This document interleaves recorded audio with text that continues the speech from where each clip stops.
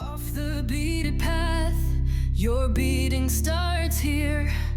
Shop it off the beaded path. Hey there, my name is Kelly Dale with Off the Beaded Path beadstore.com, and if you're watching this in real time, today is day 4 of our 12 days of Christmas promotion. It is Thursday, December 4th, 2025, and today we have 2 special things for you. Number 1 is a free pattern for the Peppermint Cellini spiral earrings. So go ahead and pause this video, head on over to offthebeadedpathbeadstore.com and grab the free pattern for today's project.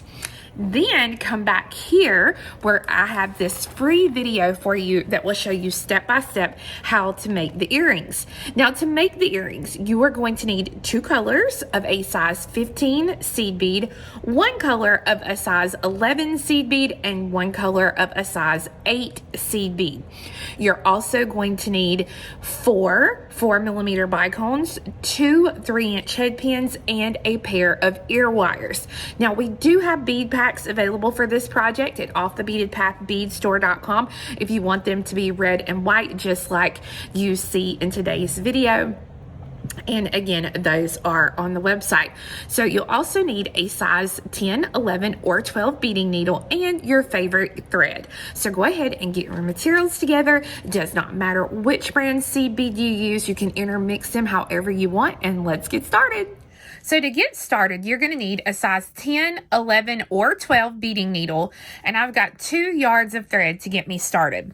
So I'm going to thread on 1A, which is my first color, 15, 1B, which is my second color, 15, 1A, 1C, which is going to be my size 11 seed bead, 1D, which is going to be my size 8, and 1C. So again, I have an A, a B, an A, a C, a D, and a C. I'm going to let these drop down. I'm going to leave myself about a 4 to 5 inch tail thread here, and then I'm going to pass through all these beads again.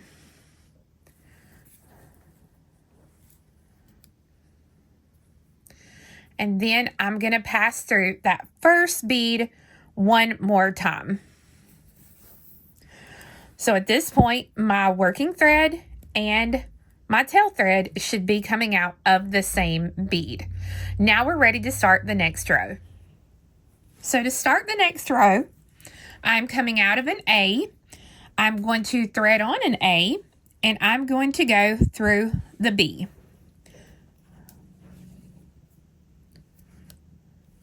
I'm coming out of a B, I'm going to pick up a B, and I'm going to go through the A.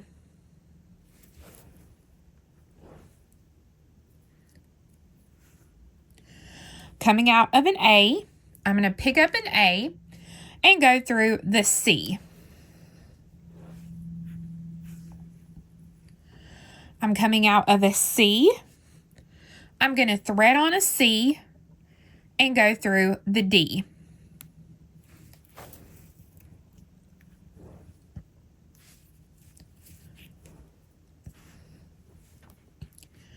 Coming out of the D, I'm going to thread on a D and go through the C. So whatever color you're coming out of is the color that you're going to pick up. So now I'm coming out of a C, and when I pick up the C this time, instead of going through that very next A, now I'm starting my Cellini spiral. So there's no step up at the end of each row. That's the cool thing about this. So I'm going to pick up my C, and I'm going to go through that first bead that's sticking up for the new row. So basically, I'm skipping an A, and I'm going through the A that's sticking up.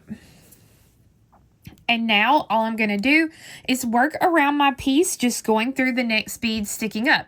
So I'm coming out of an A, I pick up an A, and I go through the B that is sticking up.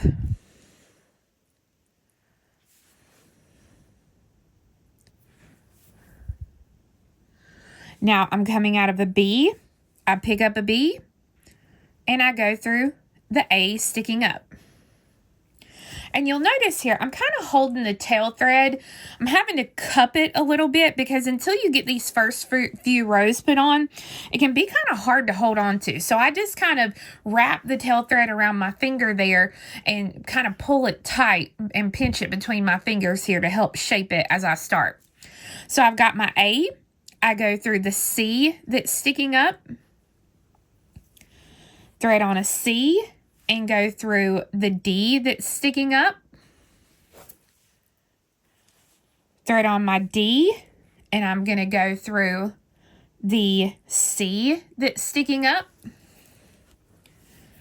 And you'll notice now, instead of sitting totally flat, it's more cupped, and that's what we want. So then we pick up we're to the end of the row, so we pick up our C, and now we go through that A that's sticking up. On this row, the bead that's sticking up is going to be a lot easier to spot than the previous row.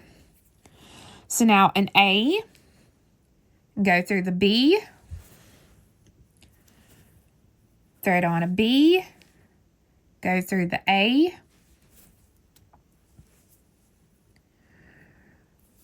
thread on an A, go through the C. Now, here's the only thing. Your C that you're going to go through is going to feel like it is super far away.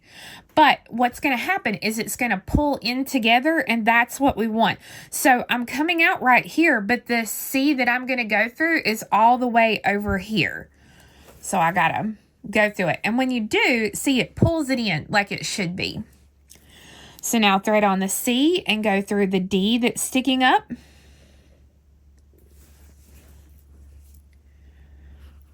Thread on a D and go through the C. And then finally, thread on the C and go through the A. So we are just going to continue. You'll already see how the D beads are spiraling there. So I'm going to continue to do this same thing over and over and over again until I count the D beads, and I have 36 D beads around the piece. So once you have the 36 D beads, you finish out your row by adding your last C and going through the first A. Now you're going to we're not going to add any beads. We are just going to pass through the beads that are sticking up. So I'm coming out of an A. So I'm going to go through a B, an A, a C, a D, and a C. And I'm going to go through this a couple of times. So it'll pull it together just like that. We need the ends pulled together so that they won't fall off or go into our crystal go into them. So again, I'm only going through the beads that I added on that last row. Not adding anything. And once you've gone through them a couple of times, then you're going to turn around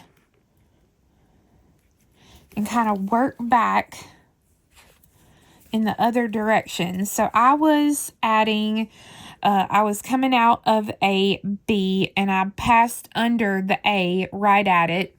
And I'm just going to pass through several more of these beads. And that will happen right there. So you just kind of have to work with it.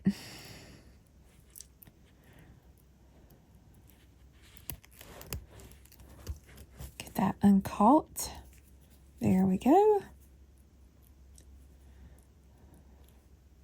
Oh, Lord, y'all, I just got a mess right there. There we go. Okay, and once you've got that taken care of, then you will use a thread zapper or scissors or whatever, and you're going to go ahead and cut that working thread off. Now we're going to put a needle onto this shorter tail thread, and we're going to do the same thing here. Okay, so I've got that needle threaded on. It's coming out of an A bead. So I'm just going to pass through the beads that would have been in that original circle of beads here on the bottom. And all this is doing is this is just pulling them a little tighter, because after you've worked the first row, they will loosen up a little bit. So all I'm doing is just going through and then tightening up that row a little bit. Now the good thing about this is that you have already been through a couple of times. So at any point you can turn around and kind of work the other way so that you can get rid of this tail thread as well. So I've just stitched it through a couple of beads, not tying it whatsoever, and then just cut that thread as well. And so now you have your peppermint stick. Now we've got to finish it out. Now you can get by with a 2-inch head pin. It would be a little bit tight. So what I'm going to do is I'm going to use a 3-inch head pin. I'm going to thread on a 4mm bicone and my peppermint stick. So I'm going up through that bottom opening and coming out of the little small top opening that we had. And then we're going to put on another bicone. And look how cute. I love it. Okay, so now we're going to make a wrapped loop. You can do a wrapped loop or a plain loop, whatever floats your boat. I'm going to grab a hold with my round nose pliers right here at the top. Bend that wire to a 90-degree angle. And then I'm going to make my loop. Now, if you're not familiar with doing loops, wrapped loops, or any sort of loop, I'll put a link in the video description box that shows you a video that I did step by step, very slow, and several different ways on how to make a loop. Once I get that wrapped, I'm going to go ahead and nip that little piece of wire that I have left off. I'm going to tuck that little piece of wire in so it doesn't scratch anybody. And then look at that. I love it. Love it, love it, love it. So now it's just going to attach an ear wire, and you'll make a second one of these to complete your pair of earrings. So guys, I hope you enjoyed learning how to make the Peppermint Cellini spiral earrings. They're a lot of fun. They're repetitive, so you don't have to worry about looking back and forth at a pattern a lot of times.